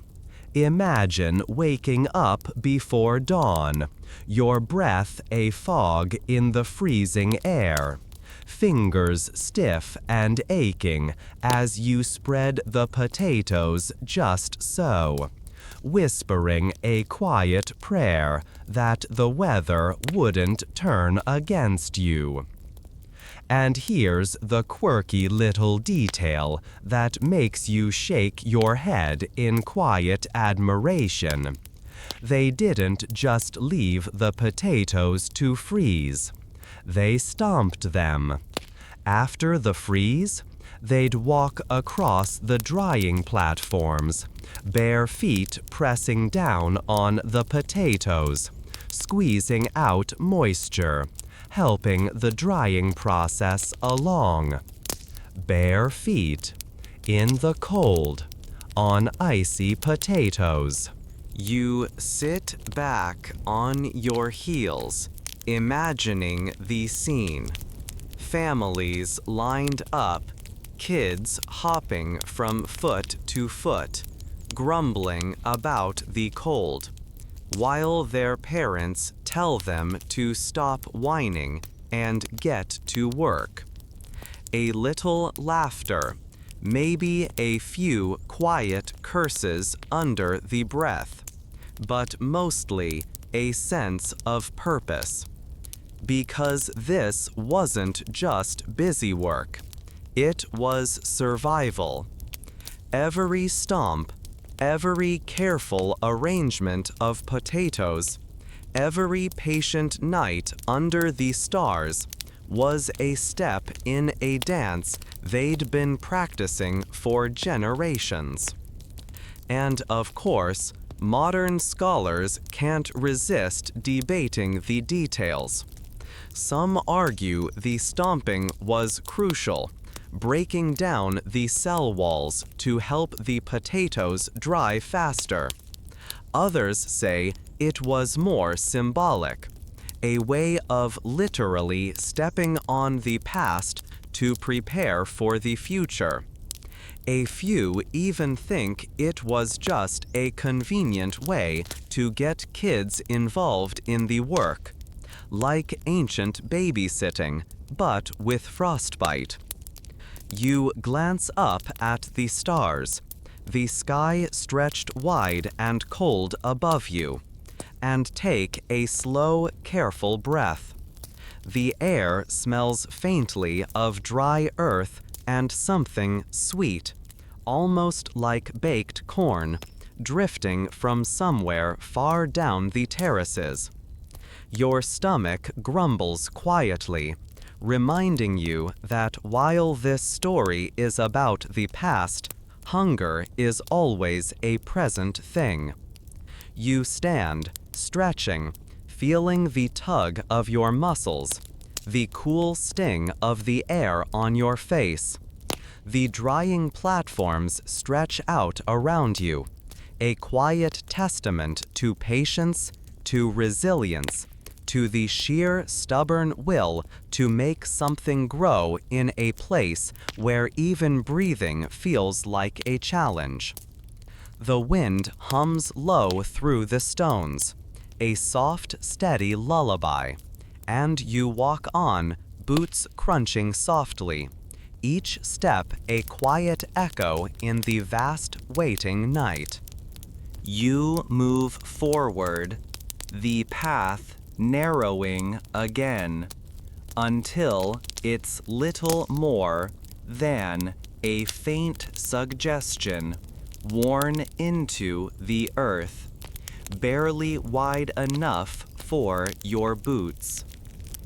The wind presses against you, steady and cool, and somewhere far off, a stone dislodges from the terraces with a soft clatter, bouncing down, down, until the sound fades into the dark.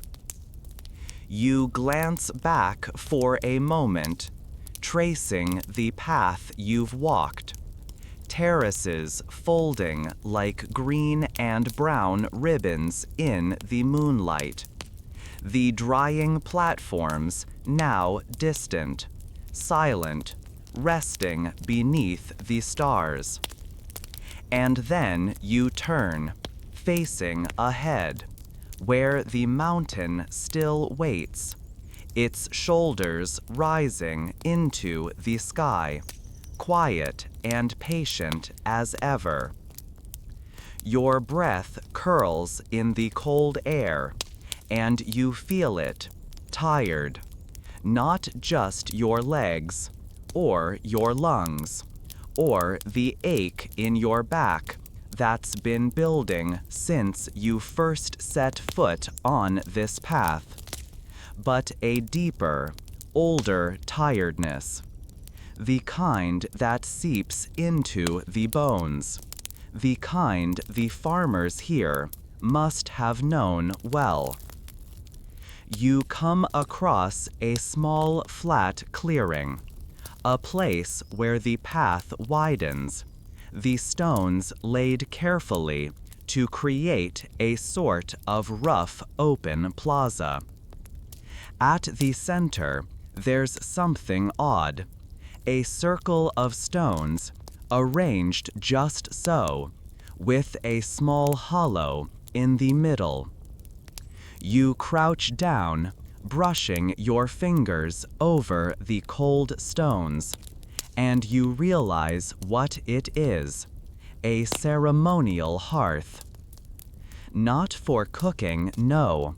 This was for something older, deeper, an offering fire, a place where farmers might have gathered before planting season, lighting a small flame, offering a few coca leaves, a splash of chicha, maybe a handful of sacred potatoes saved from the last harvest. The fire was a way of asking the land to be kind. You can almost see it, can't you?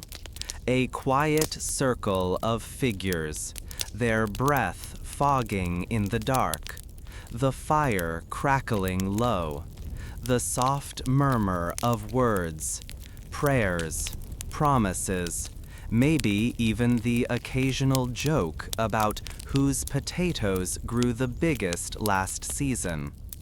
And here's a strange little detail that tickles your brain. Some communities believed the smoke from these fires could carry their prayers up into the sky, like tiny smoke signals to the gods.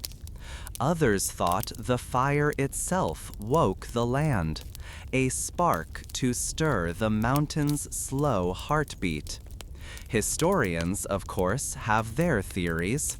Some say it was symbolic, Others argue it was a way to bring the community together before the hard work began. You sit back on your heels, the stones cool under your palms, and you wonder, how many prayers were whispered here? How many hands warmed themselves by this fire? How many hopes flickered in the flames, carried up on the smoke, lost to the stars? The wind sighs through the stones, and you close your eyes for a moment, letting the quiet settle into your bones. The air smells faintly of ash and dry grass, and you feel a small, sharp ache in your chest. Not quite sadness, but something close. A kind of gratitude, maybe. Because here, in this quiet place, you can feel it. The weight of time, the patience of the land, the soft echo of lives lived long ago. You open your eyes, take a slow, steady breath, and stand. The path stretches ahead, and you follow it once more, boots whispering on the stones, the night wrapping around you like a soft, dark quilt. The path climbs again, narrow and steep, the stones under your feet shifting slightly with each step. Your legs burn now, a slow, steady ache that pulses with every breath, and your lungs feel like they're filling with cold, dry air and little flecks of mountain dust. The stars overhead glimmer like cold sparks, scattered across the sky with careless elegance. And the moon is a thin, pale curve, watching, maybe, or just drifting by.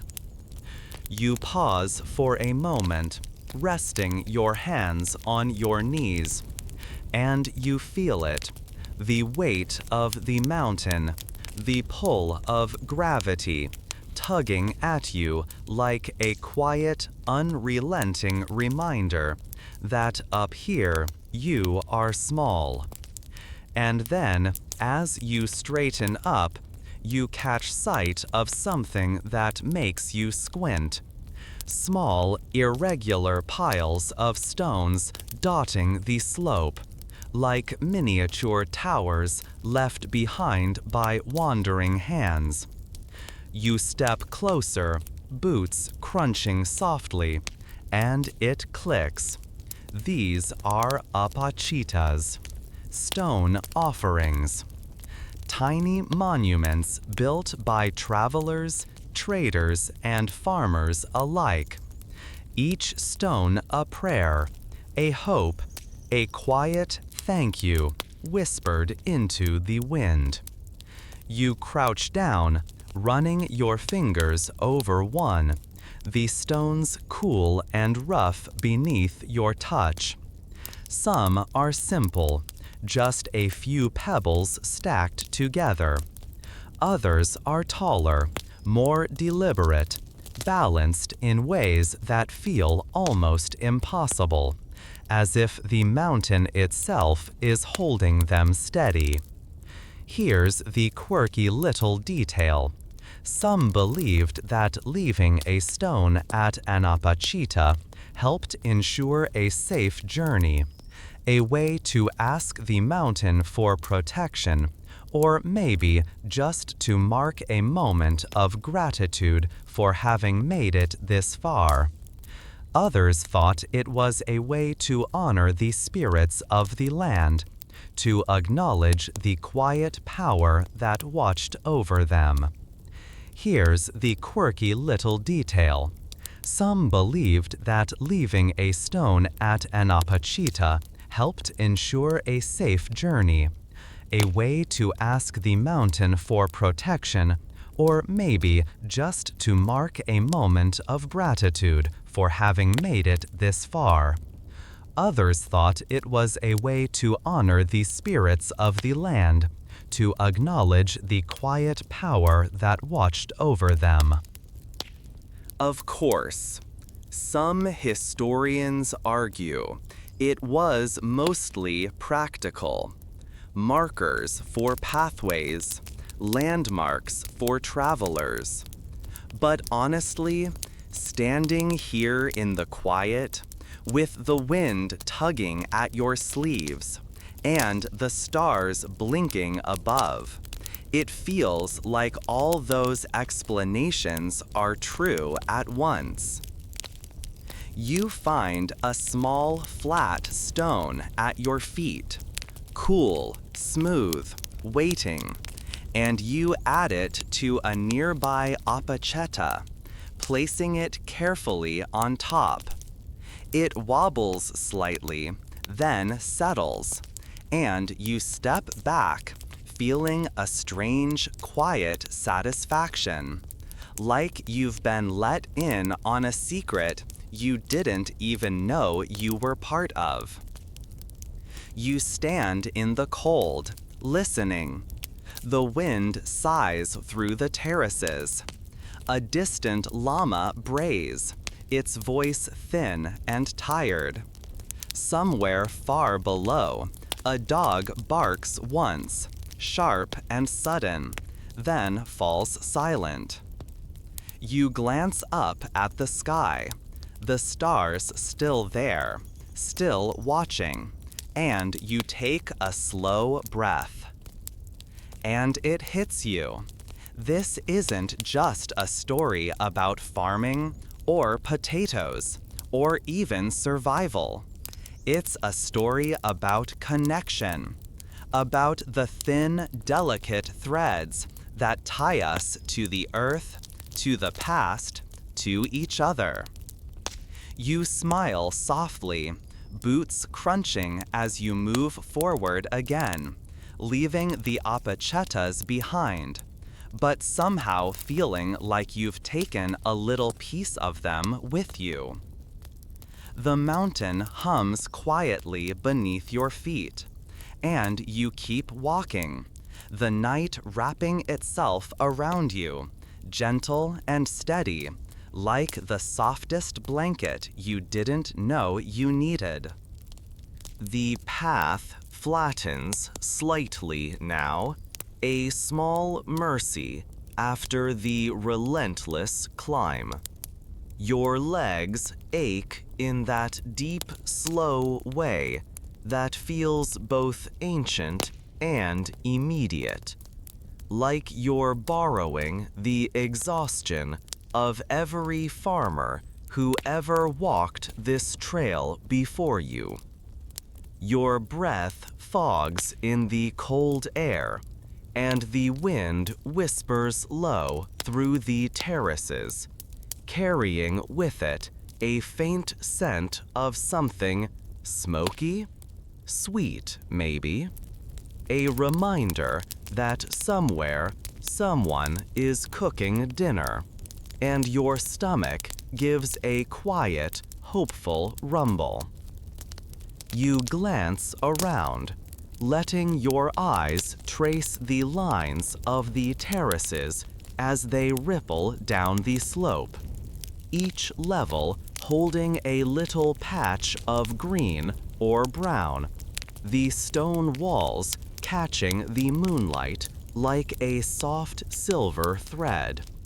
And then you spot it, just off the path, tucked into a small hollow between two terraces, a tiny shrine.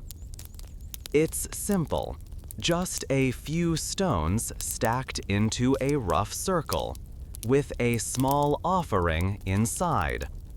You step closer, peering down, and there it is, a bundle of coca leaves, a splash of chicha in a cracked gourd, and, nestled in the center, a single potato.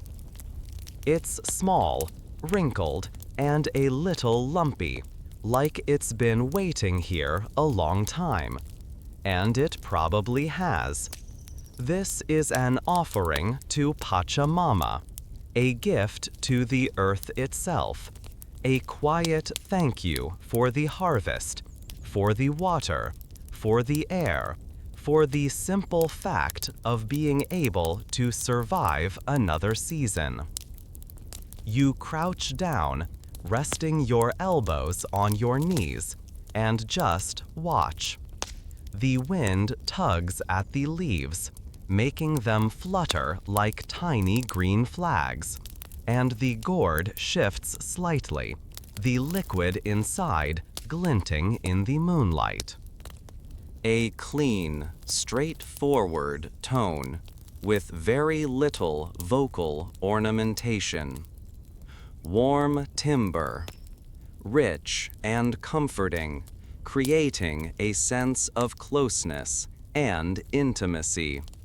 Slight nasal resonance, a gentle nasal quality that adds character without sounding harsh. Slowly pacing, 100 to 120 words per minute. Deliberate, unhurried delivery. Each word is given space, fostering relaxation. Monotone rhythm. Consistent pitch and volume throughout, like a soft lullaby that soothes rather than excites. And you think about those farmers, hundreds of years ago, kneeling here just like you, whispering their hopes into the cold night air.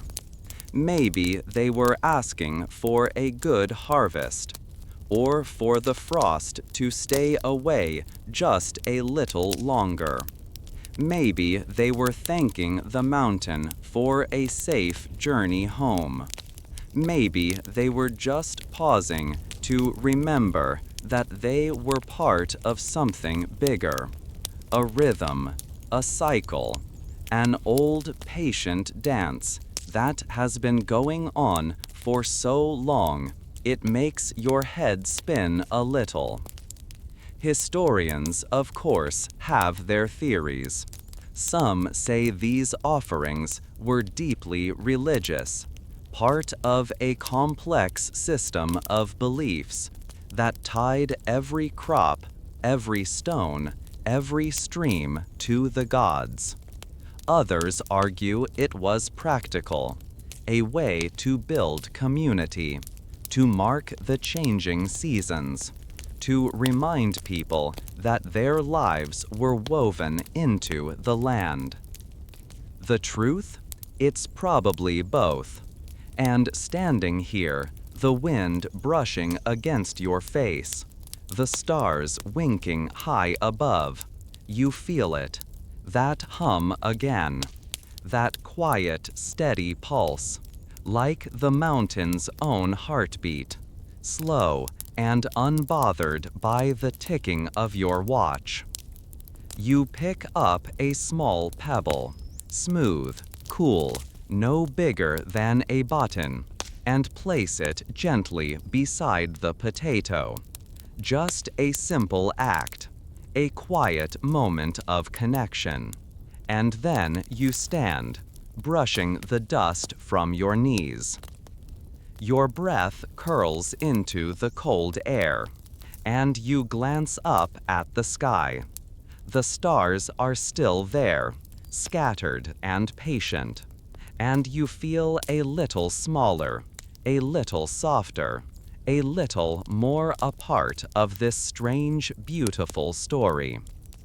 You turn, boots crunching softly, and keep walking. The terraces stretch out ahead, the path winding into the dark, and the mountain hums beneath your feet, steady and slow. You pick up a small pebble, smooth, cool, no bigger than a button, and place it gently beside the potato. Just a simple act, a quiet moment of connection, and then you stand, brushing the dust from your knees. Your breath curls into the cold air, and you glance up at the sky. The stars are still there, scattered and patient, and you feel a little smaller, a little softer, a little more a part of this strange, beautiful story. You turn, boots crunching softly, and keep walking. The terraces stretch out ahead, the path winding into the dark, and the mountain hums beneath your feet, steady and slow. The path grows gentler now, the slope easing into a long, slow descent. The stones are fewer here, the terraces thinning out, and the wind feels softer, less like a constant tug, more like a gentle nudge on your shoulder, reminding you to keep going, but also to breathe. You walk slower now, your boots making soft, rhythmic sounds on the path. Crunch, crunch, crunch. A steady lullaby under the wide, dark sky. The moon has sunk lower, casting a pale, silvery glow over the mountains, and the stars seem to wink at you with a sleepy kind of warmth, like they know you've made it through something quiet and important.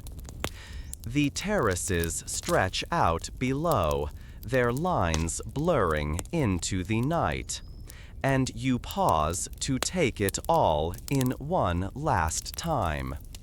The stones, the fields, the small shrines tucked into the earth, the quiet hum that seems to rise from the land itself. All of it feels like it's folding in around you, soft and slow, like the edges of a dream pulling you under. You take a deep breath, and it tastes like cool stone, dry grass, and the faintest trace of smoke from a distant fire. The air is thin, but it feels good in your lungs. A little sharp, a little clean, like the kind of air that's been waiting a long time just for you. And you think about it all. The farmers, their hands rough from work, their prayers whispered into the soil, the stories passed down from one generation to the next, like seeds planted in the earth. The frost-kissed fields, the chunyo drying under the stars, the careful stacking of stones, the tiny offerings left in quiet places, the stomping of bare feet to press the potatoes into the ground. It's humbling, isn't it? To know that here, high in the mountains, where the air is thin and the nights are cold, life found a way. Not through force or conquest, but through patience, through stubbornness, through listening to the land. You take one last look at the terraces, now just a dark outline against the sky, and you feel a quiet kind of awe settle in your chest. The wind sighs, and you let it carry you forward, boots scuffing softly as you walk. Your footsteps feel lighter now, each one blending into the rhythm of the earth, into the soft hum of the mountain, into the long, patient story that stretches behind you and ahead. And maybe, just maybe, you'll carry a little piece of that story with you, tucked away somewhere deep, like a smooth stone in your pocket, or a quiet prayer whispered into the dark. So now, as the night stretches on and the wind hums low, close your eyes. Let the sound of your breath, the echo of the terraces, and the slow, steady rhythm of the mountain settle over you. The world is quiet here. The earth is patient, and you are part of it all. Just let it go. Let it all fade into the dark.